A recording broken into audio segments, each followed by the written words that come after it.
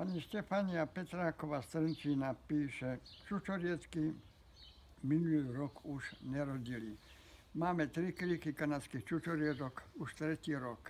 Minulý rok úroda skoro žiadna. Pri sadení sme vykopali pri každom kríčku veľkú jamu naplnenú rašelinou a kyslou pôdou. Neviete, prečo nám minulý rok nezarodili? Tých príčin môže byť viacero.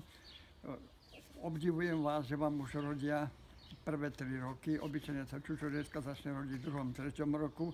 Ale vo vašom prípade, čo by som chcel vás poradiť, v tom 3. roku už chýbala kyslá pôdna reakcia.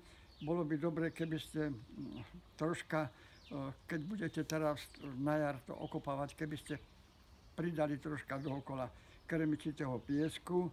No a potom nezabudnite na tú rašelinu, ktorú tam treba dodať, tak, aby sa dostala ku korienkom a úroda bude určite. Pokiaľ by niektorí poslucháči povedali, že mohlo to aj zmrznúť, tak čučoriecky sú pomerne vysoko odolné proti jarným mrazíkom, ale kto vie, aké tam teploty boli.